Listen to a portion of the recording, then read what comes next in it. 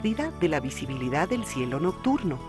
Existen varios estudios médicos que apuntan a un incremento en dolores de cabeza, fatiga, ansiedad y estrés ante la sobreexposición de luz. La solución pasa por sustituir progresivamente las lámparas de mercurio por las de sodio. Encender la iluminación de fachadas y monumentos solo durante ciertas horas.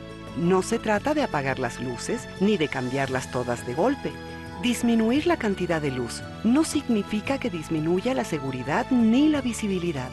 Protege nuestro medio ambiente.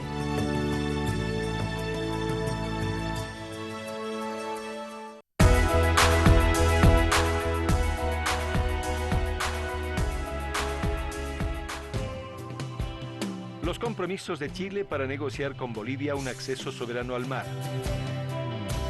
Los tratados de 1895. El 18 de mayo de 1895, Bolivia y Chile suscribieron 3 tratados: Tratado de Paz y Amistad, Tratado de Transferencia de Territorios y Tratado de Comercio. Chile se comprometió a transferir a Bolivia Tacna y Arica en las mismas condiciones que los adquiriese, o en su defecto la caleta Vítor hasta la quebrada de Camarones, si no pudiese transferir aquellos territorios. Ninguna de esas transferencias comprometidas por Chile fue honrada.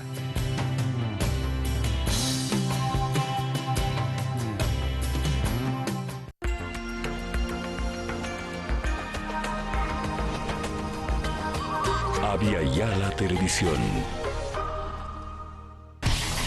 Literatura fantástica, ciencia ficción, historia, cine, series, novelas gráficas, videojuegos. Un análisis y apreciación de estas obras desde una perspectiva diferente, amena y juvenil. Revista Gorila.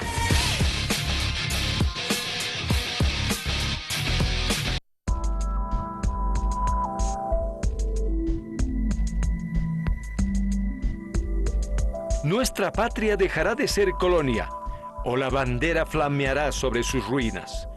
Eva Perón.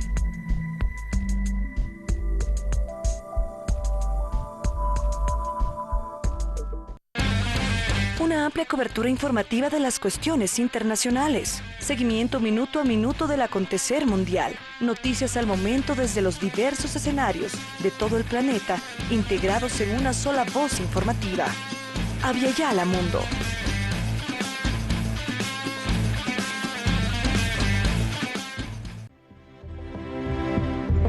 El Estado Plurinacional de Bolivia constituye la tierra viva de 36 pueblos originarios que, junto a las lenguas más usadas después del español, quechua, guaraní y aymara, abraza el sentir de sus diferentes culturas y el pleno reconocimiento de sus usos y costumbres ancestrales. En el año 2000, la Organización de las Naciones Unidas para la Educación, la Ciencia y la Cultura ha declarado a la civilización tiahuanacota como Patrimonio de la Humanidad, siendo Tiahuanacu un lugar que relata las diferentes culturas y políticas del Imperio Tiahuanacu Huari en relación a las otras culturas prehispánicas de nuestra América. Avia Yala, construyendo los hilos de hermandad de nuestra América.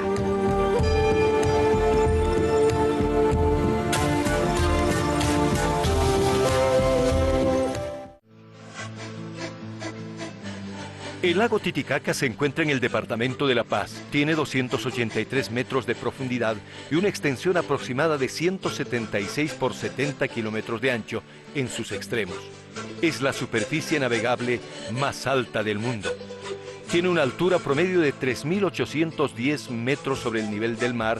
En esta parte se encuentran las Islas del Sol y la Luna. En los alrededores del lago menor se desarrolló la cultura del Tiahuanacota, una de las más representativas de nuestro país. Conocido como el lago sagrado de los incas, el lago Titicaca es un atractivo maravilloso para los amantes de la naturaleza, dispuestos a disfrutar de una vista de los nevados eternos de la Cordillera Real que contrasta con las azules aguas del lago. Predominan en la región los pobladores aymaras que aún mantienen formas de vida y valores culturales de tiempos inmemorables, heredados de sus antecesores.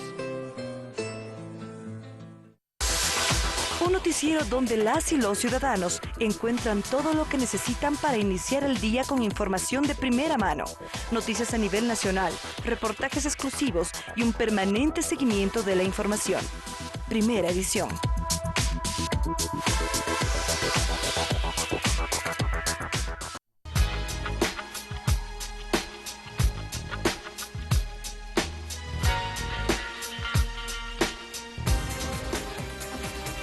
La persistencia de la memoria, conocido también como los relojes blandos, es un famoso cuadro del pintor español Salvador Dalí, pintado en 1931 y realizado mediante la técnica del óleo sobre lienzo. Es de estilo surrealista.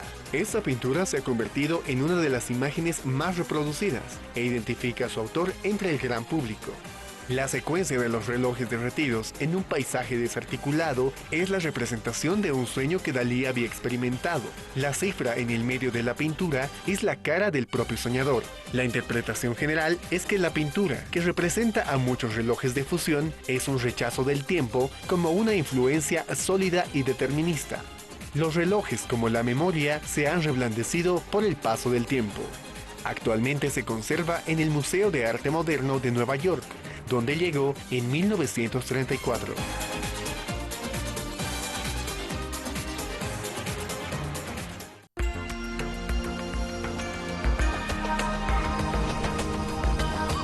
Aviala Televisión.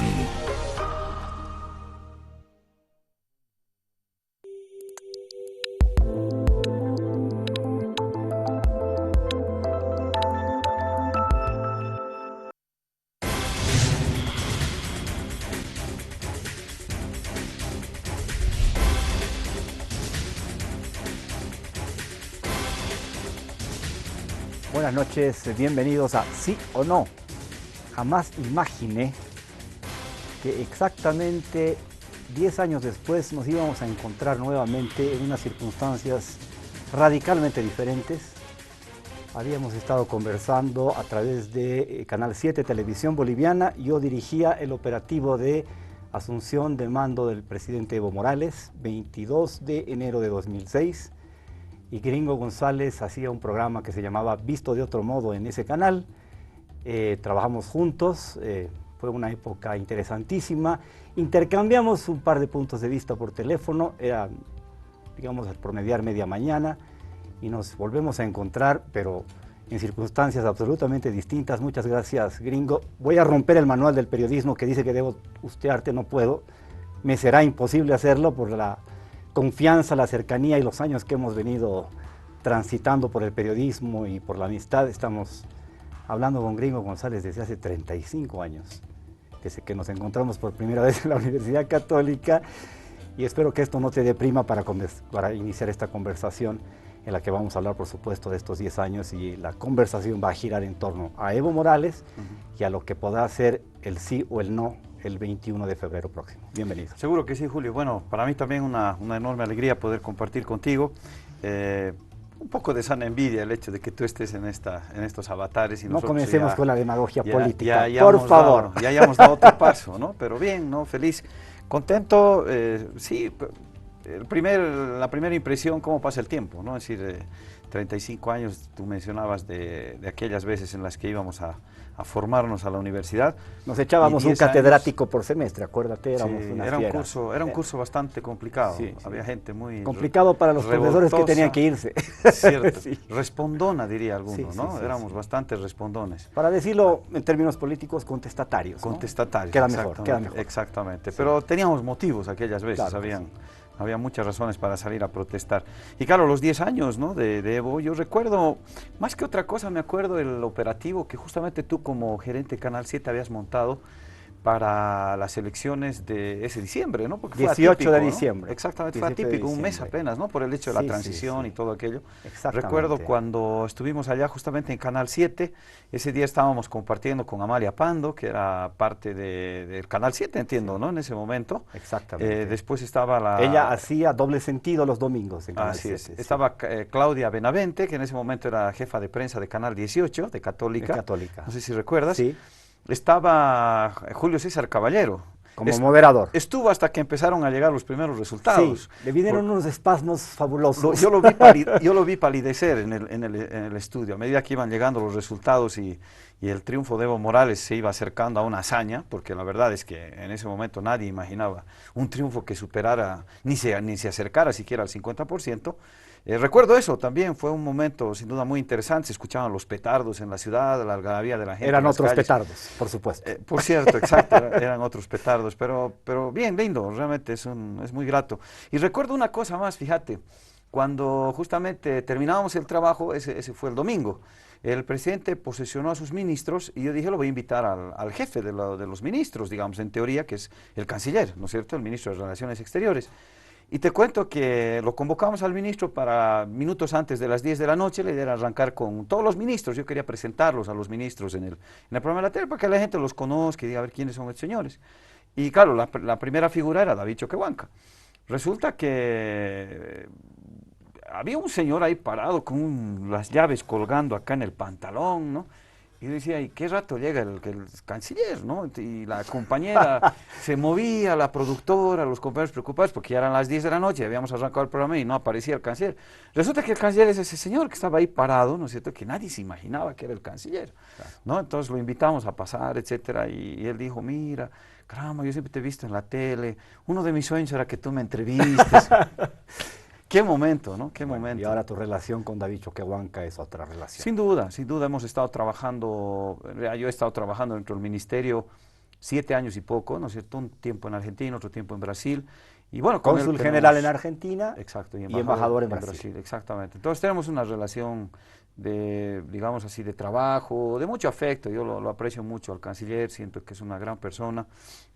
En fin, ha sido un momento, un cambio total, ¿no? De aquellas veces, hoy 10 años, yo lo veía antes de venir acá en un canal colega, está ahora mismo el canciller, obviamente muy distinto, ¿no? Ironías Muy tiene distinto. la vida, el presidente Morales en un canal vecino también, enfrentándose justamente a Sí. Julio César Caballero, que le estará preguntando al presidente algunas cosas y supongo que el presidente le estará contestando Otras. muy a su estilo, como tiene que ser. Así es.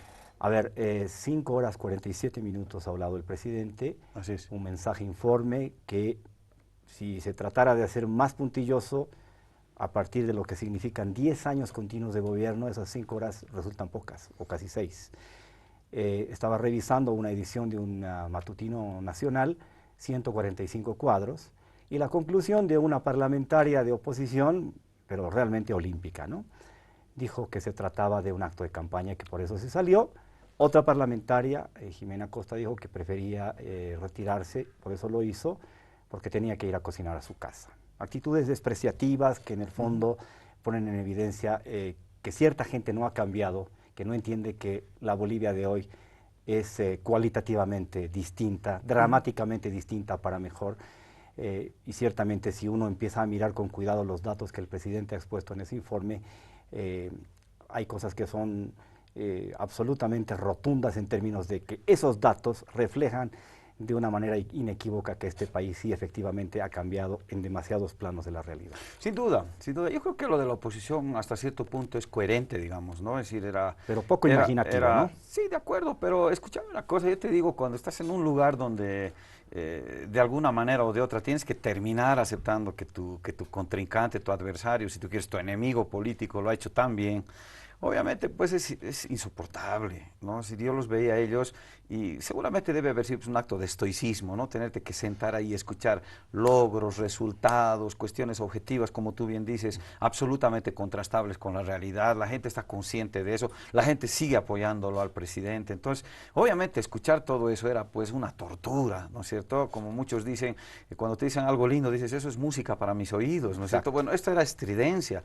esto era pues un ruido de lo más horrible para ellos, entonces yo creo que, bueno, seguramente los más aguantadores estuvieron allá y resistieron todo el tiempo en el que el presidente habló, pero claro, yo entiendo, es decir, les cuesta a ellos terminar aceptando, ¿no es cierto? Escuché también un par de programas de radio este fin de semana en los cuales intentaban por todos los medios soslayar el tema, ¿no es cierto? Es decir, y es normal, ¿no es cierto? Eso ya uno no debiera sentir extrañeza, ¿no es cierto? Entonces, yo creo que esto lo que tenemos que hacer más bien es hacerle notar asustar a la gente, ¿no es cierto? ¿Cómo es esta clase política que es incapaz de reconocer los méritos de un gobierno y que seguramente si ellos van a tener alguna chance en algún momento de agarrar este gobierno, lo que van a hacer va a ser justamente querer hacer girar la rueda de la historia para atrás, ¿no es cierto? Solo en el único afán de decir, este tipo que estuvo no sirvió para nada, no hizo nada, nosotros vamos a empezar de cero, nosotros vamos a arrancar y van a ver ustedes ahora lo que va a hacer. Un poco lo de Argentina, fíjate, ¿no? Yo creo que Argentina ahorita representa para nosotros un excelente espejo, ¿no? Vean lo que está pasando en Argentina, vean las medidas que ha tomado Macri. Nosotros los futboleros, simplemente un pequeño ejemplito. Sí. Él dijo en campaña que no se iba a tocar nada, que más bien lo iban a fortalecer. Ya están hablando de empezar a hacer recortes en el fútbol, ¿no?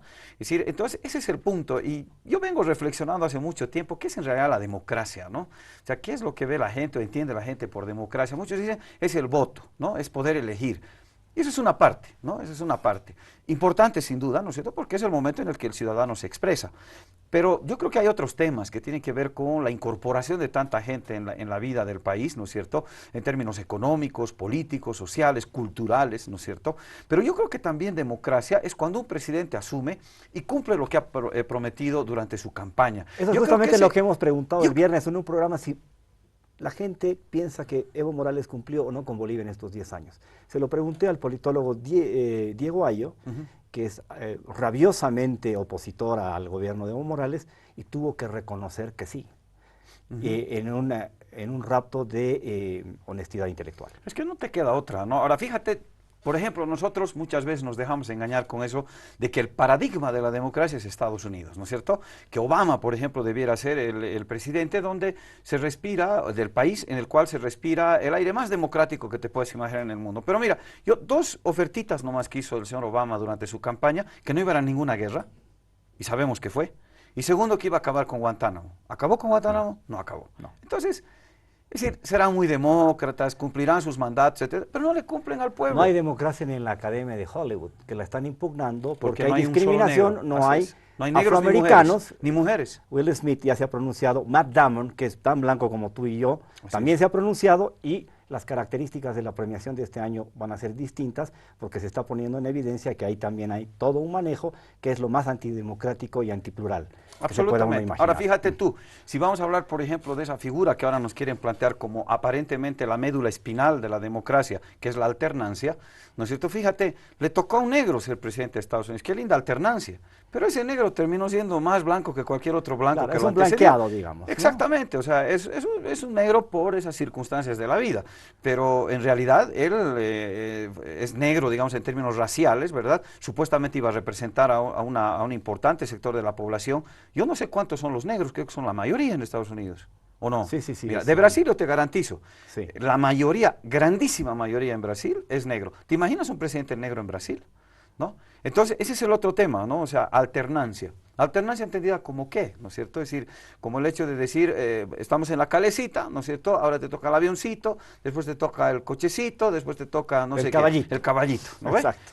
No es así, pues, ¿no? Y yo creo que... Así fue ADN, MIR, MNR. Pero seguro. Eso fue la alternancia, que en realidad era cambio de nombres. Era un pasanaco. Claro, era sobre la base de una repartija entre amigos ideológicamente identificados. Que garantizaba primero la posibilidad de tener espacios de poder, pegas, digamos, ¿no? Espacios de hacer negocios, de hacer lobbies y cosas por el estilo. Y segundo, impunidad, ¿no? Porque obviamente entre bomberos no se iban a pisar la manguera, ¿no es cierto? Es decir, era Nos protegemos entre todos, era la máxima. Esa era la lógica, ¿no es cierto? Entonces, eso está claro. Ahora, fíjate, yo un poquito rebobinando me ponía a pensar, y recuerdo siempre una anécdota que cuenta el Evo, cuando el 22 por la tarde se sentaron con el Álvaro ahí en el Palacio de Gobierno, estaban los dos en determinado momento, se sentaron ahí en una mesa, donde ahora suelen reunirse, y se miraron y dijeron, ¿y ahora qué hacemos?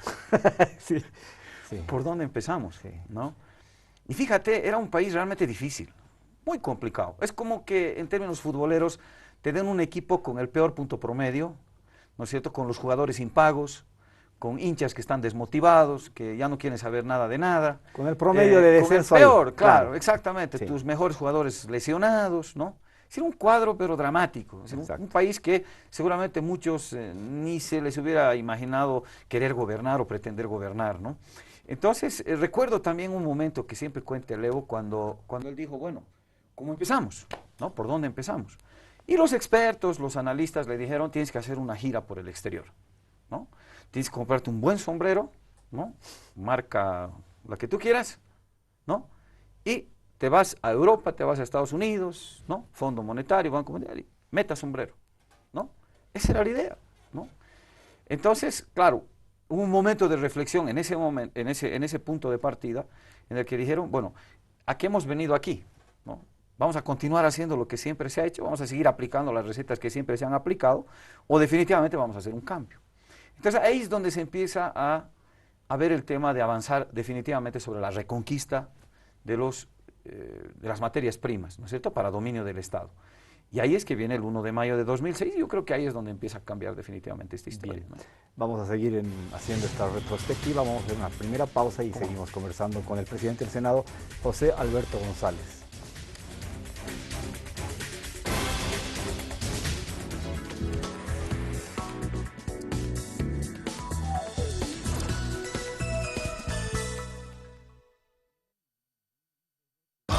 Juntas y juntos a cantar, en tu celu una gran aplicación, en tu compu también está la opción, tu recinto y mesa de votación.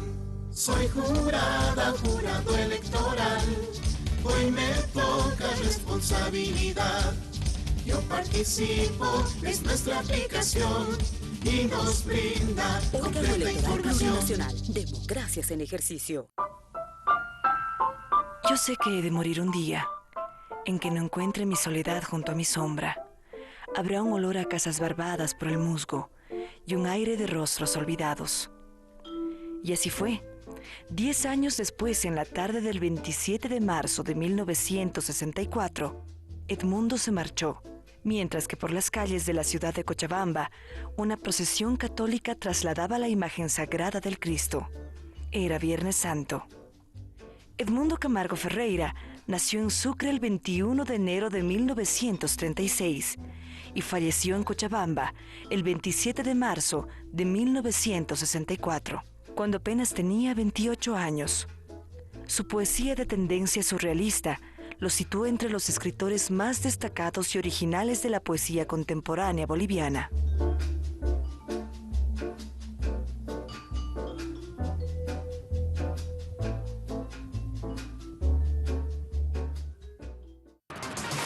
Información plural, ágil y rigurosa, con la consigna principal de mantener a la población informada de todo lo ocurrido desde el comienzo del día y brindar la información necesaria para continuar el resto de la jornada. Edición Meridiana.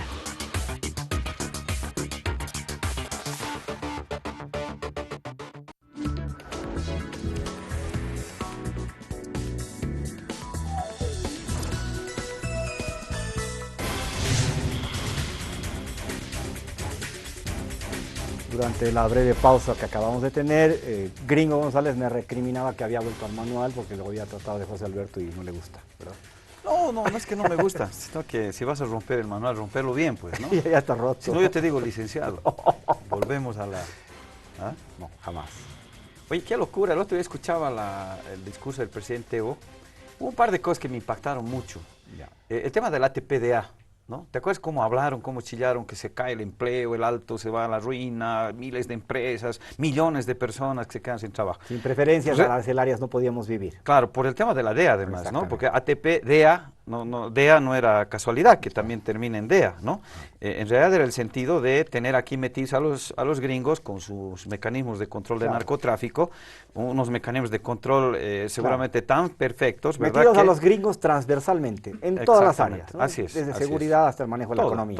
Hasta definir quiénes eran los ministros y los comandantes. Pero además haciendo la vista gorda cuando, por ejemplo, el narcoavión sacaba toneladas de cocaína y ahí la DEA no dijo nada y nadie le cuestiona nada a la DEA. Pero fíjate,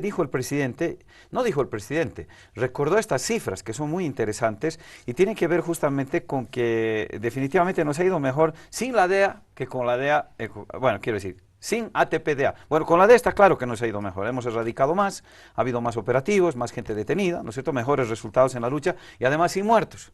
porque la cantidad de muertos cuando estaba la DEACA era francamente horrorosa.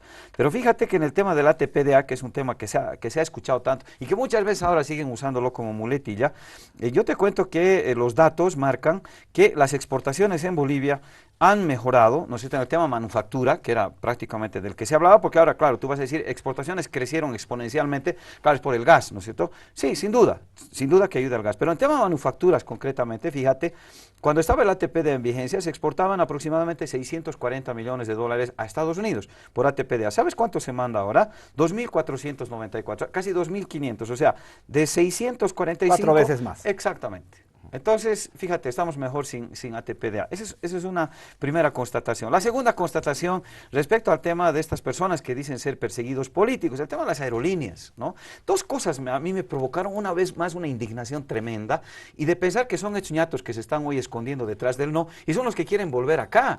El otro día, uno de sus portavoces más importantes, Sánchez Berzaín, decía a través de la radio, ¿no es cierto?, el no es el camino a la libertad. Así lo dijo Sánchez Berzaín, o sea, votar no es el camino a la libertad. Y yo me preguntaba, ¿la libertad de quién? ¿A la libertad de qué? ¿No? Y me acordaba, obviamente, y justamente el presidente trajo a colación en su informe lo que pasó en SAPSA, por ejemplo, ¿no?, que es la administradora, la vieja administradora de aeropuertos, que hoy felizmente ha sido nacionalizada, recuperada, porque estaba en manos de españoles.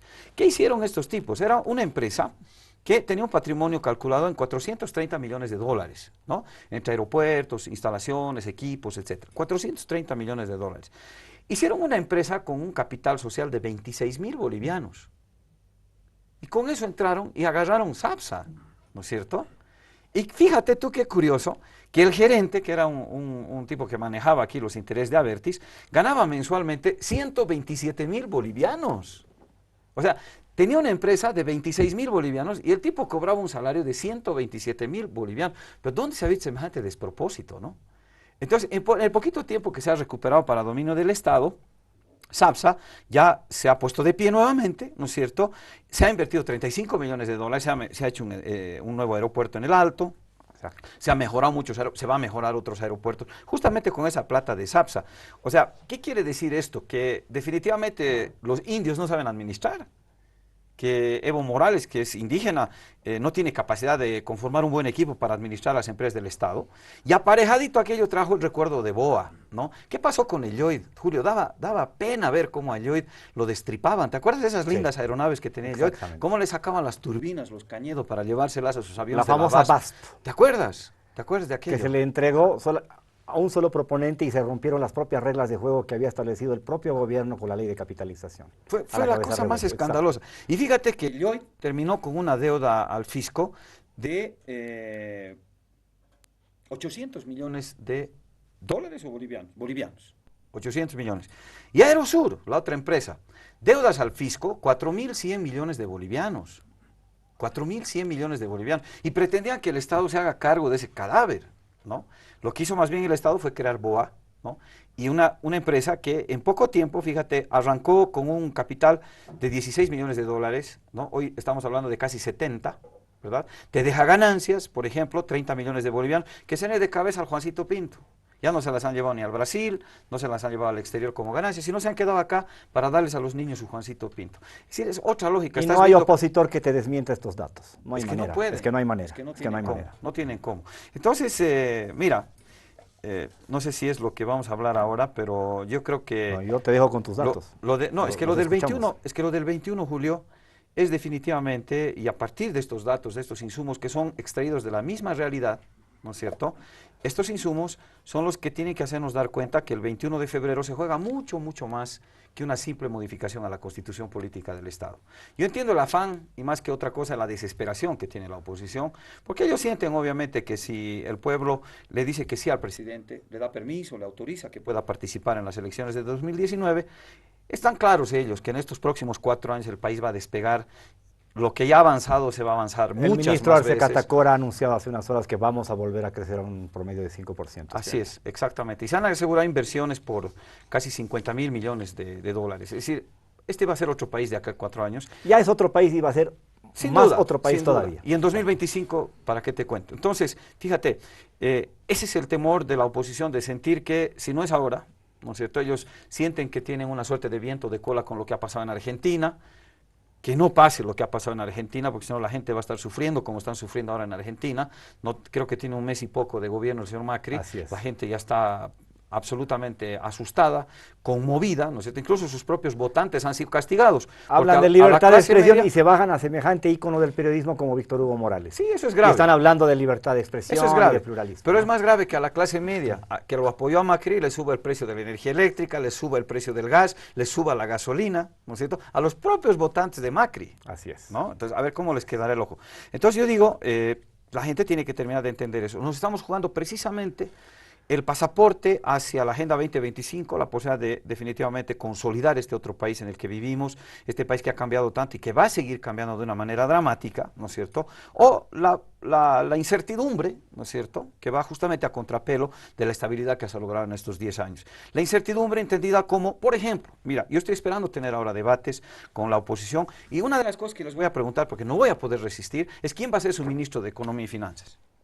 Yo creo que me diga. Doria Medina, Tuto Quiroga, Rubén Costas, los que están ahí, escondiéndose, agazapados, aunque claro, es una escenografía que ya se va cayendo cada vez más de a pedazos. Claro. Jaime Paz Zamora el otro día salió hablando a favor del no, ¿verdad? Otro más que se suma a la lista, y claro, seguramente me decía, te debe preocupar, gringo, que Jaime Paz Zamora aparece en la escena anunciando que apoya al no, y le dije, no, a nosotros no nos preocupa eso, a los que les debe preocupar es a los de la oposición, porque ven que hay otro comensal más para entrarle a la torta, ¿no es cierto? Porque si es que los señores llegan. Han roto la estrategia de la ciudadanización de la campaña por el no. Ahora tiene actores visibles que son los líderes, entre comillas, de ayer. Paz Zamora, Doria Medina, Tuto Quiroga, el propio Rubén Costas, algunos reciclados nuevos como Revilla, pero que también viene de la vieja partidocracia. Seguro. Finalmente son los mismos actores que ya gobernaron Bolivia. Los fogoneros que están fuera, ¿no? Claro. Manfred Reyes Villa con sus poleras por el no, Sánchez Berzaín mandando las doctrinas, yo no sé si a través de documentos apócrifos o falsos, yo no lo sé, pero que está claro que esos documentos que se han visto hace poco tienen una coincidencia. Sus declaraciones televisivas son incontrastables. Sí, absolutamente. Además tiene unas coincidencias dramáticas entre lo que él dice o lo que se dice en ese documento y lo que él manifiesta como directrices de campaña. Entonces, yo creo que ese estratagema de hacernos creer que es la ciudadanía la que está, eso es un blef, es decir, eso nadie lo cree, ¿no es cierto? Es como que, por ejemplo, Evo hubiera tratado ahora de igual, ¿no? Decir, no, es un tema de los ciudadanos, para nada, aquí está en juego ni más ni menos que la posibilidad de que Evo y Álvaro se repostulen en 2019, si se les niega la posibilidad de que ellos se repostulen en este próximo referendo, yo creo que vamos a un escenario, cuando menos de incertidumbre. Porque yo no creo que nadie me pueda decir con certeza quién se adueñaría de un eventual triunfo del no. ¿Quién sería el dueño? Yo no entiendo. Julio, te cuento, el otro día Gabriela, nuestra presidenta de la Cámara de Diputados, tuvo tremendos problemas, tuvo que suspender una sesión de la Cámara de Diputados por dos pequeñas comisiones, una comisión y dos comités, o sea, unos espacios de poder absolutamente chiquititos. Las parcelas de poder que le corresponden en la directiva de diputados. Eso estaban sacando los ojos pero se estaban matando entre todos. Una vicepresidencia y una secretaría. Entre ellos, Julio, se estaban peleando. Yo me ponía a pensar y decía, si de una cosa tan pequeña, digamos, hacen cuestión de Estado y son capaces de sacarse los ojos los opositores, Dios mío, ¿qué va a llegar a pasar cuando de pronto se encuentren en un Estado o ante un Estado tan bien puesto como el nuestro, ¿no es cierto?, y quisieran entrar a descuartizar aquello, ¿no es cierto?, para agarrarse una tajadita cada uno, realmente sería fatal, ¿no? Entonces, yo creo que eso es justamente lo que tiene que ver el ciudadano, más allá de otros temas. Yo entiendo los afanes y los esfuerzos que hace la oposición para tratar de volcar todas las miradas al tema del fondo indígena, por ejemplo, cuando el fondo indígena es un episodio grave, malo, negativo, pero es apenas un episodio. Es decir, no podemos hacer girar en torno a ese hecho los 10 años de gestión y estos 10 años de cambios en Bolivia. Nos debe llevar a la reflexión de todas maneras. Yo he trabajado con gente que ha estado vinculada al fondo indígena, líderes indígenas de tierras bajas que eran prometedores, que eran creíbles, que eran referentes, como Adolfo Chávez, que ahora está escondido en algún lugar de la Amazonía, no sé dónde, y que definitivamente le han fallado a sus bases y han traicionado un discurso que en alguna medida es el corazón de este proceso político.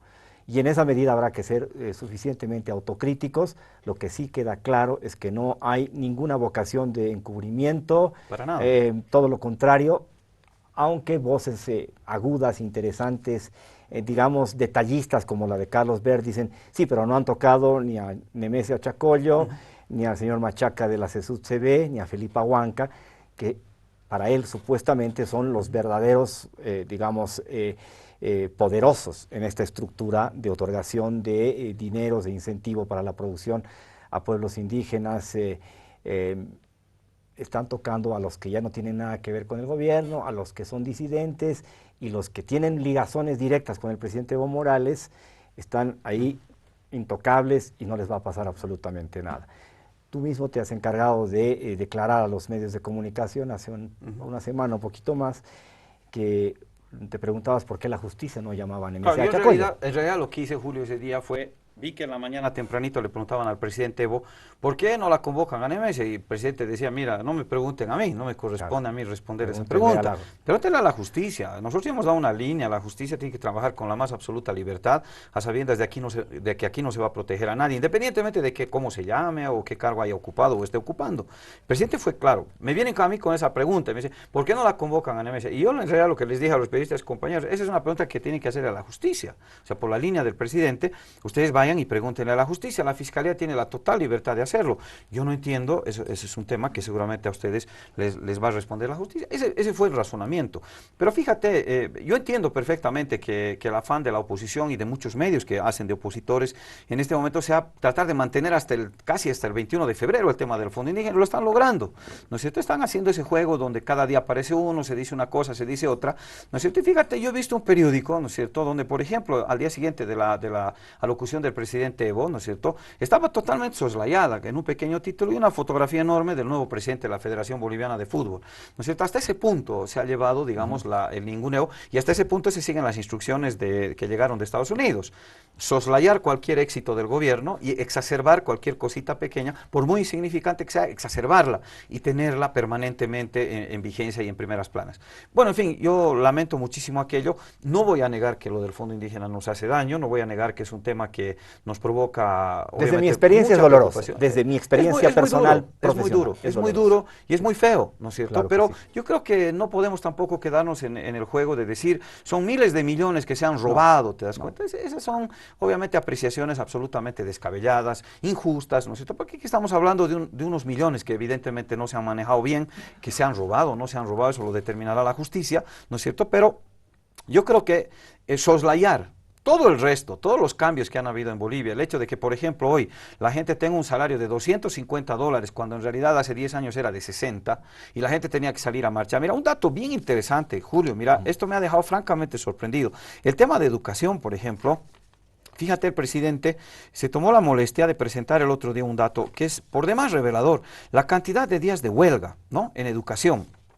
Yo tengo aquí este dato que quiero compartirlo con los amigos. Posiblemente también ha sido otro de los datos soslayados. ¿Cuántos días de paro hubo en las dos décadas anteriores al mandato de Evo, ¿no? Fíjate, es bien interesante. Entre el 85, 86 y el 2005, 953 días pararon los maestros. 953 días. O sea, de esos 20 años, 4 estuvieron en paro los maestros. En estos 10 años de Evo, ¿sabes cuántos días pararon los maestros? 40.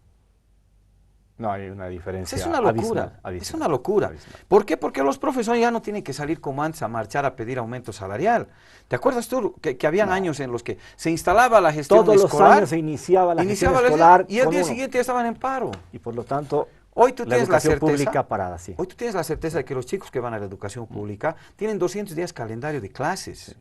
No va a haber este problema. Y la deserción escolar también se ha disminuido dramáticamente. Con el bono Juancito Pinto, obviamente, ese es otro parámetro importante. Pero no, eso no existe. No existe. Como no existe el Carmelo para los abuelos, para una mejor alimentación, como no existe el subsidio universal. Fíjate, ¿cuánto le daban antes a la gente? ¿Sabes cuánto le daban antes a las mamás que estaban gestantes? 44 bolivianos era el subsidio. ¿Sabes? Por mes. Por mes. 44, ¿no? Calcula tú qué te puedes comprar con 44 bolivianos hoy. Un queso, ¿no? 5 bolsas de leche, hombre. Nada más. Unas bolsas de leche, claro, o no sé, una latita de leche en polvo. ¿Sabes cuánto es ahora? 1.656 le dan mensualmente a cada mamá por concepto de subsidio de lactancia. Y hoy no solamente se la dan a las mamás que tienen seguro, sino también a las otras mamás a las que no tienen seguro. Es un seguro universal. Eso no existe, ¿no ve? No existe, pues. Eso no existe. Eso no cuenta. No, es el fondo indígena. Aquí es solo el fondo indígena, ¿no? Hoy la gente tiene un ingreso PIB per cápita, ¿no es cierto?, que hace 10 años era, con suerte llegaba a $1.000, hoy estás hablando de 3.000, pero eso no existe, ¿no? Hoy tú tienes la posibilidad de ir y con $500 sacarte un vehículo 0 kilómetros y pagarlo en 10 años. Te puedes comprar un departamento a pagarlo en 20, 30 años. Además con créditos de vivienda al 6%, según la vivienda, ¿no? Hoy te pueden dar tu casa tú aportando el 10%, ¿no? Pero eso no cuenta, eso no vale. No vale el teleférico, no vale nada, ¿no? Es el fondo indígena, es el fondo indígena. Como si los anteriores no hubieran sido unos ladrones. Como si en los anteriores gobiernos no hubiera habido corruptos, como si fueran todas las vírgenes Marías las que gobernaron antes nuestro país, ¿no? Entonces, eso es lo que a mí en realidad me duele mucho más, ¿no es cierto? El afán desesperado de tratar de esconder el sol con un dedo y queriendo hacerle creer a la gente que el único problema en Bolivia se llama fondo indígena, que el otro no interesa, que el otro no existe. Y si realmente entramos a un detalle profundo de lo que es el fondo indígena, te vas a dar cuenta que en la enormísima mayoría de los casos han sido manejos desprolijos, porque le han dado a gente que jamás en la vida ha visto tanta plata junta. Por desconocimiento antes que por mala fe. Pero por favor, compañeros que jamás han sabido qué era rendir cuentas, qué es tener que dar cuentas en un papel. Uno que ha trabajado la mayoría de su vida en la empresa privada, sabe perfectamente cómo se llevan adelante las cuentas en la empresa privada. Yo he tenido que aprender cuando he empezado a trabajar en el Estado, todos los formularios y reglamentos y cosas que hay que leer antes de que te den 10 pesos para comprar un rollo de papel higiénico. Sí. Tienes que llenar formularios, tienes que hacer cotizaciones. No es sencillo. Así. Y gente que nunca en su vida ha manejado recursos, obviamente se ha visto enfrentado a unos formularios que eran un intríngulis, ¿no es cierto?, para ellos, y encima contrataban asesores y gente que lamentablemente en vez de asesorarlos, los llevaron a esta situación, ¿no es cierto? Yo no dudo que debe haber habido gente que se ha alzado dinero, que ha dicho vamos a usar para esto y lo han terminado usando en otra cosa el dinero, yo no tengo la menor duda, pero no me vengan a contar que eso es todo el dinero que se ha distribuido en el Fondo Indígena. Hay infinidad de proyectos que se han resuelto de manera exitosa, hay otros que están en ejecución, entonces yo creo que simplemente es una patraña, es una movida, es una jugada. Ahora van a decir, claro, Gringo está escondiendo la corrupción, Gringo alienta la corrupción. Para nada, yo no soy corrupto, yo no acepto que sean corruptos, pero por favor, llamemos a las cosas por su nombre y ubiquemos las cosas en la justa dimensión. Yo creo que aquí la gente va a hacer una balanza, va a poner en la balanza Fondo Indígena con todo lo grave que significa, con todas las cosas que no se han hecho, pero también pongan en esa balanza de corrupción que se ha creado en este gobierno un ministerio para luchar contra la corrupción, que se ha metido a unos 150 aproximadamente entre alcaldes, concejales, funcionarios del gobierno, la gran mayoría de ellos militantes del MAS, por ladrones los han metido a la cárcel. Se ha recuperado dineros para el Estado. Hay un intento abierto. ¿Quién ha hecho estas leyes tan duras que hoy significan una suerte de camisa de fuerza para muchos funcionarios que tienen terror de poder avanzar en el gasto justamente porque tienen miedo a la Quiroga Santa Cruz y a otras leyes de ese tipo? Entonces, mira, pongan en esa balanza todo aquello, pero en la otra, por favor, les ruego, no dejen de poner lo otro, o sea, no seamos injustos, este país ha cambiado, y si vamos a desconocer eso, corremos el riesgo de que de aquí a 4 o 5 años estemos repitiendo exactamente la misma receta de antes y estemos llevando al país al desastre. Vamos a ir al último corte y luego te voy a preguntar por la relación entre democracia y movimientos sociales. Creo que tienes algunos datos reveladores que hablan de participación directa y de incidencia directa de los movimientos sociales en la agenda que ha permitido llevar al país por caminos absolutamente distintos. Antes se decidía en una mesa de gabinete entre 20 y 25 personas y creo que ahora hay consulta, hay participación, hay transversalidad y esos elementos son interesantes de conversar en el último bloque del programa. Vamos a la pausa.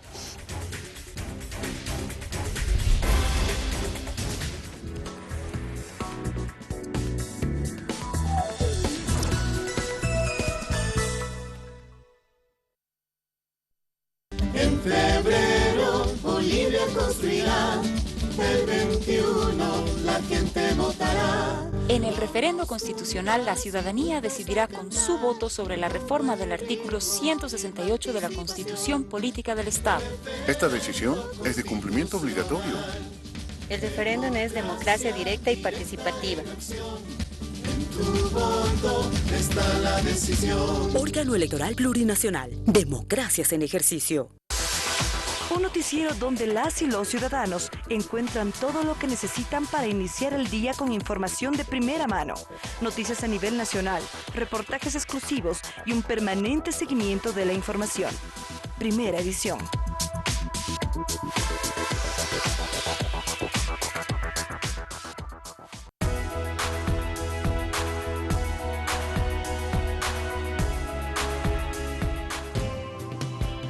Los compromisos de Chile para negociar con Bolivia un acceso soberano al mar.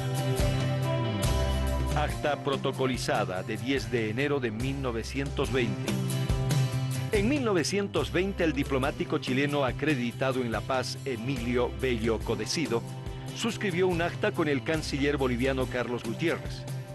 Bello Codecido, debidamente autorizado por su gobierno, reconoció la necesidad boliviana de una salida propia al mar y presentó una oferta concreta.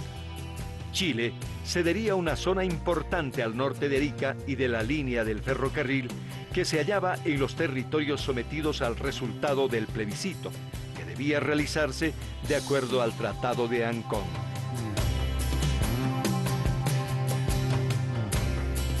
Vamos juntas y juntos a cantar, en tu celu una gran aplicación, en tu compu también está la opción, tu recinto y mesa de votación.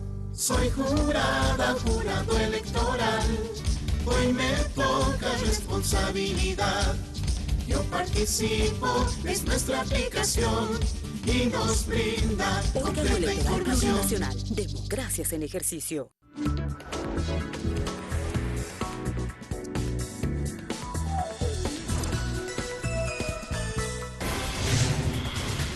Estamos de vuelta al aire. ¿Vas a votar sí o vas a votar Hemos inaugurado el sí o no. ¿Quieres volver a ganar $60 mensuales de sueldo y ya no poder ir al cine? Carlos ya no poder Mesa, salir con cuando tu yo hacía el familia? Pentágono, me pagaba $200. Me pagaba muy mal, menos que el salario mínimo de ahora. Carlos Mesa me pagaba $200. Yo que tú le A hagas un reclamo. Álvaro García Linera le pagaba $200. A Freddy Morales lo mismo. A Mario no, porque Mario era el dueño. También en alguna medida él es autor, era el patrón. Y de Verónica Larrey, no sé, creo que tenía intercambio. Ahora, yo te de pregunto servicio. una cosa. Nos cambiaremos de sillas. Sí, pero reflexionando, entonces reflexión, ¿no? Yo digo, ¿será que la gente ya no quiere ir más al cine? Ya no quiere tener la posibilidad de cambiar el autito. ¿Te acuerdas cuando éramos changos? ¿Cuál era tu sueño, tu ideal? Máximo ideal. Para mí era una peta. No, el mío que Strongest juegue la final de la Bueno, Libertadores. pero eso, hermano, ni con el Evo va a ser posible eso. Es muy es muy bolivarista. No, tocarte no el te tema, hagas aquí perdón. el del otro equipo, porque bien. tú no eres del otro equipo. No, para nada, para nada. Eres del Tigre. Eh, ¿Para qué has tocado el tema? No, pero fíjate, Julio, tu autito, ¿no? Hablando de autitos, por ejemplo. ¿Qué era el auto más dominante acá en la ciudad de La Paz, en cualquier ciudad? Las petas y las Brasilias. Las petas y las Brasilias. Que valían sí. $1.500. Sí, Era mi sueño dorado tener un día una Brasilia. Y la tuve. Sí. ¿No? Puedo decirlo con orgullo, tuve mi Brasilia, ¿no es cierto? Y esa era mi máxima aspiración. Yo pensar en un Toyota, por ejemplo, yo clase mediera, ¿no? Claro, era inalcanzable, pues. Pero No. era una utopía. Claro, eran Hoy- 2 sueños y medio. Hoy sabes que juegan los niños cuando van en el auto. ¡Peta! Sí, ¿no? sí, claro. ¡Peta! O sea, las petas son una especie en extinción.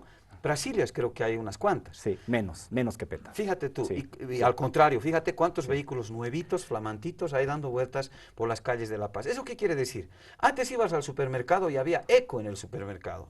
No había gente, había más empleados que gente comprando. Hoy andarse fila a los supermercados. Anda a los restaurantes sin reservar. Te vas a tener que esperar al tercer turno. ¿Qué significa todo eso? Anda a los 2x1 en el cine. Pero no te cuento, no te cuento. Bien. Me queda claro que en este último tramo del programa has entrado a todo vapor a hacer campaña por el sí, cosa que me parece absolutamente coherente. No, pero fíjate, Julio, eso es lo que está en juego. O sea, toda la gente va a decir, pero somos unos capitalistas, entonces que nos gusta ir al cine. Pero a ver, a tu chango dile, no te voy a comprar celular. Ahora los changos se compran celular. Como antes nosotros nos compramos, ¿qué, Julio? ¿Qué? ¿Una casa? No, nada. No, un dulce. Un dulce. Un cremalín. Un cremalín. Un hermano. cremalín, que ya Era- ni se conoce. Ya ni se conoce. No. Ya, un sublime era ya Sublime. palabra mayor. Claro, sublime. sublime. Hoy los changos se compran tablets, los changos se... Y esto es producto justamente de un mercado interno que se ha generado. Esto no es producto de la casualidad. Quieren una vez más hacer creer, como dicen muchos, ¿no? Tiwanaku en realidad no es obra de los indios. Tiwanaku una vez bajaron unos marcianos e hicieron toda esa obra de arquitectura. Los indios son unos incapaces, unos inútiles. Con esa misma lógica quieren manejar la economía de nuestro... O hacerle creer a la gente que esto no es producto del trabajo de un presidente, del trabajo de unos ministros, como el tema marítimo. Ahorita te voy a contar, yo tengo una bien futbolera sobre el tema marítimo. Pero fíjate cómo es la lógica, ¿no? Quieren hacer creer que esto es producto de una chiripa, ¿no? Subieron los precios del petróleo y el chiripazo... Todo se lo atribuyen al mercado internacional, Exactamente. todo. Como si nunca antes el petróleo hubiera llegado a estos niveles, ¿no es cierto? Y en esos momentos nadie tuvo lo que hay que tener Como si para no hubiera que nacionalizar. hacer algo para aprovechar el contexto del mercado internacional. Eso es lo increíble. Y Porque fíjate, has creado un mercado de consumo interno que es justamente el que nos permite sobrellevar estas crisis que no han podido soportar Brasil, Argentina, economías supuestamente... Chile, un ejemplo del modelo, ¿no es cierto? Chile era pues un país blindado, más allá allá del bien y del mal. Y mira tú cómo están los chilenos, ¿no es Ha cierto? tenido que En una crear crisis económica. un ministerio de asuntos indígenas porque el problema con los mapuches es Ese terrorífico. es otro tema. Ese es otro tema. Sobre el tema del mar, mira, yo creo que ese es otro de los elementos importantes. Yo recuerdo, Julio, y a mí me ha pasado, a mí no me la cuentan. Cuando migré por primera vez a la Argentina, mi hija tenía 8 o 9 años, nos fuimos a buscar trabajo a la Argentina porque aquí no había ninguna respuesta. Y fíjate qué te decía la gente, ¿tú de dónde eres? Te preguntaba. Dice, yo soy boliviano. Y los gauchos, ¿sabes cómo son de mordaces? ¿Sabes cómo te respondía? Te decía, los bonaerenses, sobre todo. Sí, te decía, no te pregunté cómo te sientes, te pregunté de dónde eres, ¿no? O sea, boliviano era un estado de ánimo. Estado de ánimo. Que era un estado de ánimo negativo. El boliviano derrotado, el boliviano limosnero, Perdedor. el boliviano mirando al piso, incapaz de ganar en Hablando nada. bajito. Hablando bajito. Como pidiendo perdón. ¿Te das cuenta? Ese era el boliviano. Yo creo que hoy el boliviano es diferente. Hoy el boliviano está orgulloso, el boliviano se ha puesto de pie, ¿no es cierto? Es digno y le puede mirar a los ojos a cualquiera, frente a frente, sin ningún tipo de complejo, sin ningún tipo de miedo. Y yo creo que eso también hace, obviamente, a otro estado de ánimo, ¿no es cierto? Y una situación que es producto, reitero, de un trabajo. El tema del mar, Julio, creo que ya estamos dale, no, tenemos tiempo, no, Pero dale. fíjate, me parece importante este detalle, que la gente entienda y se dé cuenta de lo que se trata. Hubo que tomar una decisión heroica, que fue la que tomó el Evo, de ir a La Haya, ¿no? O sea, yo no quiero ni pensar siquiera, hasta me da miedo pensar, ¿qué hubiera acontecido si La Haya se declara incompetente? ¿Qué tal si le da la razón a Chile? ¿Quién hubiera pagado esa factura? Dime si no iba a ser Evo Morales. Él iba a tener la culpa e iba a ir al fuego eterno condenado para siempre. ¿O no iba a ser así, Julio? Bien, primero, ¿quién tomó la decisión? Fue él, ¿no es cierto? Entonces, yo lo veo a él, ¿no es cierto? Y permíteme que haga una figura futbolera, porque la gente entiende mucho lo del fútbol, y nosotros que somos dos fanáticos del fútbol, lo entendemos mejor. Fíjate, yo lo veo a Evo como al director técnico, ¿no? Que en realidad, como dicen los italianos, el alienatore, ¿no? Alienatore, o sea, el que hace la alineación, ¿no? O sea, ¿quién juega bien aquí? A ver, este es buen arquero, vaya usted al arco, tú vas a estar al medio ¿Quién atrás. juega mejor en qué puesto? Exactamente. Por ejemplo, ¿no? Rodríguez Belcé, agente. Por ejemplo. Pero fíjate qué jugadores tenemos, ¿no? Y aquí yo veo, el Evo ha elegido a los mejores jugadores, digo yo. Por ejemplo, Choquehuanca es un gran jugador, no hay duda de aquello. Emerson Calderón, compañero director de Diremar. Rodríguez Belcé, tremendo jugador, un hombre con gran experiencia, etcétera, etcétera. Estás hablando de lo que para los hinchas del Barcelona sería el tridente Suárez, Messi, Neymar. Nosotros lo tenemos con esos abogados del exterior, que son nuestros refuerzos extranjeros, pero que son unos para hacer la gira europea. Para hacer la gira europea del Always de los años 50. Pero te voy a decir algo, son unos capos. Yo he tenido la posibilidad de hablar con ellos, de verlos. Es gente que conoce de memoria los últimos recovecos de la Corte de la Haya, ¿no es cierto? Gente súper experimentada que ha venido a aportar eso a este equipo. Y Carlos Mesa es el vocero. Como dice el vicepresidente, el explicador. Sí, bueno, otros me decían... No, está bien, es un gran explicador. Excelente. Yo no creo que haya uno mejor. ¿Qué quieres que te diga? Si quieres me juego una opinión. Yo creo que él, no quiero decir el relator del partido, ¿no es cierto? Pero... dicho sea entre paréntesis, le está sacando rédito político a algo que no es ni obra ni estrategia suya. Nada más que él le está contando algo que otros vinieron a hacer. Por eso te digo, el técnico es el que pone a los jugadores en la cancha, los hace jugar, los incentiva, los motiva, les grita cosas. Carlos es el cuentacuentos. Es el cuentacuentos. Los otros son los jugadores y Mesa es el que relata, ¿no? Exactamente. El que da las opiniones. Y fíjate, yo tengo un momento concreto y puntual para que no quede esto como que yo estoy tratando de descalificar. Ahora, el gringo ya también lo ataca a Carlos Mesa. Yo no lo estoy atacando, estoy contando lo que es. ¿Qué fue lo que pasó? Terminó el primer día de legatos en La Haya, porque estuve allí personalmente, junto con todo el equipo, ¿no es cierto? Yo sí que estuve ahí de acompañante. Fuimos en representación de la Asamblea a hacer cuerpos, si los chilenos decían algo, si había que hablar algo con los senadores, yo estaba ahí formando parte del equipo. Pero yo no voy a decir que fui yo el que logró y el que les dio las pautas, en absoluto. Es decir, eso no es correcto. ¿Qué pasó en esa reunión? Hablaron los que sabían, ¿no es cierto?, los que dijeron, hay que hacer esto, estaba Gustavo Fernández, ¿no es cierto?, porque hay también otros jugadores, yo los he subrayado, el señor Murillo, ¿no es cierto?, que estaban allá, y dijeron, mira, esto es así, esto es así, esto es así. Terminó esa reunión, se logró hacer una suerte de documento, ¿no es cierto?, donde se ponía la posición de Bolivia, del Estado boliviano, consultaron con el presidente Evo dijo, está todo perfecto, y dijeron en esa reunión que Carlos Mesa salga a los medios a hacer la vocería. Solo Carlos Mesa, nadie más habla.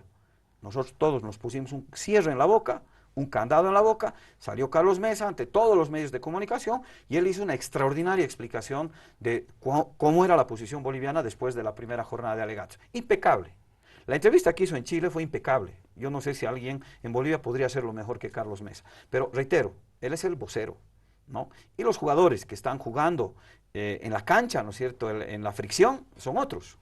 Son personas que tienen, obviamente, la experiencia, la capacidad para hacerlo. Yo no quiero desmerecer a Carlos Mesa, reitero, no hay mejor vocero que él, pero es el vocero, ¿no? Simplemente esa cosita. Se ha armado un gran equipo y el gran director de orquesta o el director técnico, como se diría en el fútbol, es inequívocamente Evo Morales, no tengo duda, a quien de una manera mezquina y absolutamente estrecha de mira se le ha querido restar, digamos, virtud, se le ha querido restar méritos en un asunto en el que él ha tenido la agudeza para poder armar ese equipo. No solo la agudeza, Julio, sino también el coraje de llevar adelante esto, porque Evo sabía que se jugaba. Sí, porque los riesgos eran muy grandes. Enormes. Y yo te aseguro que si la Corte de la Haya se declara incompetente, a nadie se le hubiera ocurrido decir, el culpable fue Carlos Mesa. No creo. Todos son ahora los grandes hacedores de este asunto, pero si perdíamos el culpable era... Sin duda. Como en el fútbol. El técnico es el culpable, es el que se va. Se vaya, el que se va. El que se va. ¿No? Exactamente. Tenemos un tema más en los 3, 4 minutos. Ese dato que lo quiero, pero algo tenemos que ver con la justicia boliviana, eso sí, no nos queda claro. Algo tenemos que ver con la justicia. Mucho. Esa es la asignatura pendiente. Sin duda. Mira, el tema social que tú planteabas antes de ir al corte, el presidente dio un dato muy interesante. Entre el 85 y 2005, los presidentes, tantos presidentes que hubo en esas 2 décadas, ¿no es cierto? Ya hemos perdido la cuenta. Hubo una década en la que había uno cada un año, cada 2 años. Sí. Eso no era estabilidad y eso no nos permitía crecer y nos permitía planificar. Fíjate, 59 reuniones hubo de los presidentes de esos 20 años, 59 reuniones con organizaciones sociales, con dirigentes sociales, etc. A casi 3 reuniones por año nada más, 59 entre 20. Sí. Nada más, 3 reuniones por año, un poquito menos. Claro, al principio del año, cuando había lío, a la mitad y un poco al final para darles un panetón. Evo, en 10 años, 5.546 reuniones. 5.546. 550 reuniones por año promedio. O sea, 2 por día. Casi. Claro. Es una locura. Sin contar inauguraciones y ese es otro tema. El estar en distintas ciudades. Esto es el presidente con dirigentes resolviendo temas del sector. Tomando decisiones. Tomando decisiones, ¿no? Y entregando a los dirigentes responsabilidades, por supuesto. Además. Muchos han cumplido, otros más o menos, otros no han cumplido. La justicia y la historia los juzgará. Quien diga que este es un gobierno que no tiene participación, aquí están los datos. Quien diga que no hay democracia participativa y la cualidad de la democracia en Bolivia no ha cambiado. Sí, se está equivocando. No, y pretende confundirnos. Se está equivocando, como dirían en el argot popular, al intento. Sí, exactamente. Pero mira, lo que tú planteabas, déficits, justicia, sin duda, uno de los más dolorosos. Eso es terrible. Es un problema, pero fíjate, el presidente ya ha anunciado la fecha. Cumbre en abril. 16-17 de abril en Sucre. Nosotros en la Asamblea, Julio, quiero contarte, estamos trabajando seriamente en por lo menos dos proyectos que yo creo van a hacer un cambio significativo en la justicia. El Código del Sistema Penal. Estamos trabajando un cuerpo de unos 1.200 artículos y un poco más, donde vas a tener un nuevo Código Penal, un nuevo procedimiento y además una nueva ley de ejecución de penas. ¿Qué va a aportar esto? Nosotros, está claro, ¿no es cierto?, así lo marcan las estadísticas, los números, la justicia tiene su principal cuello de botella en el ámbito penal. Es allí donde está la mayor trancadera, la mayor corrupción, la mayor dilación, las mayores arbitrariedades, ¿no es cierto? Es uno de los lugares donde hay más problemas. Evidentemente el código por sí solo no va a alcanzar, pero te garantizo, Julio, que se están creando una serie de candados para que quienes vayan a trabajar en este ámbito no la van a tener tan fácil, ¿no? Simplemente el hecho de tener un semaforito que te va a ir indicando dónde está tu causa y cuántos días te quedan para resolverla, desde eso hasta el hecho, fíjate, te pongo un ejemplo bien clarito, figura común en estos tiempos, llega una parte, llega la otra parte y resulta que no aparece el fiscal, ¿no? El fiscal no aparece, ¿qué se hace ahora? Se suspende la audiencia. Y así van de suspensión en suspensión, meses, años, y la gente llorando, sufriendo. ¿Sabes qué va a hacer ahora el juez? Va a decir, hacemos un cuarto intermedio en esta sesión, vayan y tráiganlo al fiscal. Es muy operativo y muy Es tremendamente duro, tremendamente duro. Y reduces la carga procesal. Un ejemplito que te estoy dando. No es solamente la cárcel el destino para quien eventualmente comete una infracción en el ámbito penal.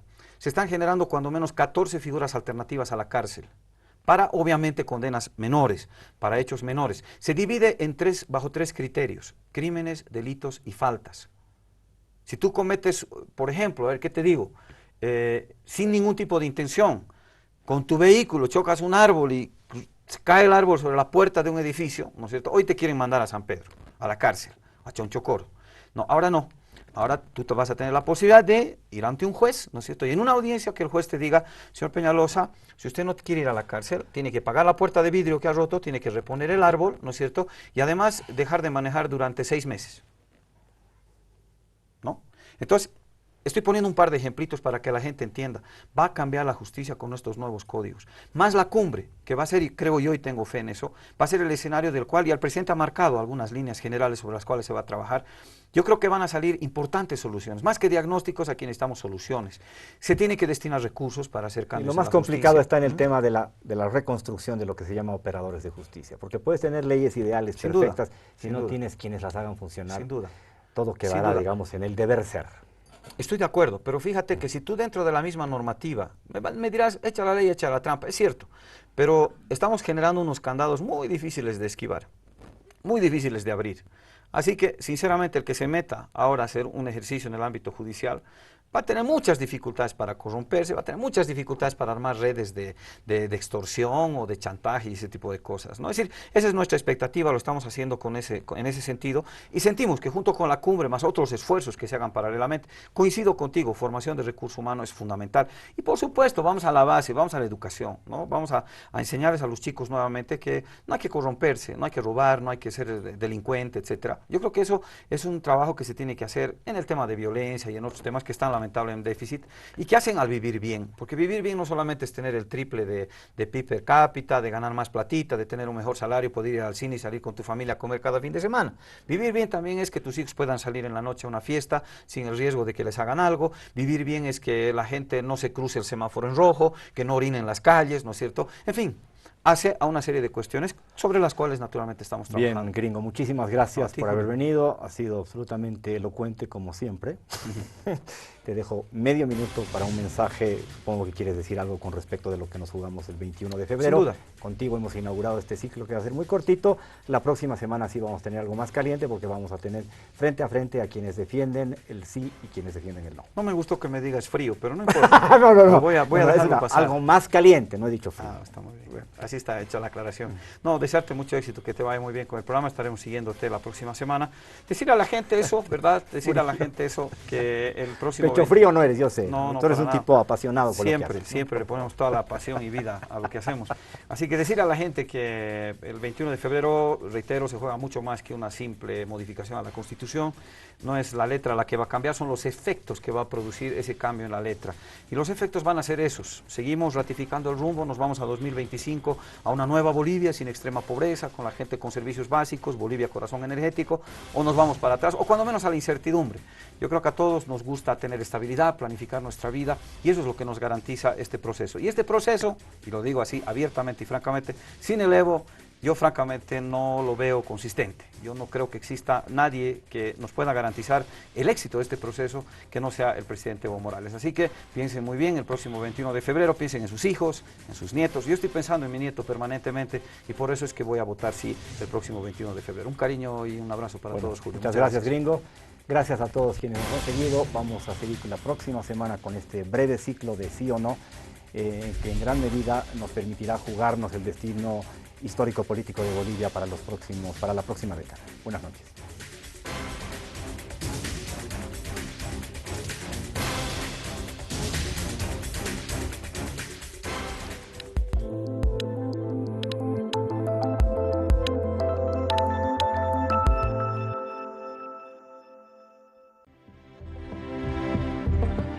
Abya-Yala es tierra de eterna juventud, tierra de nuestra sangre o tierra en plena madurez. Proviene del pueblo cuna, hermanos que actualmente habitan Panamá y Colombia. Abya-Yala es el nombre ancestral de nuestro continente, al que hoy llamamos América.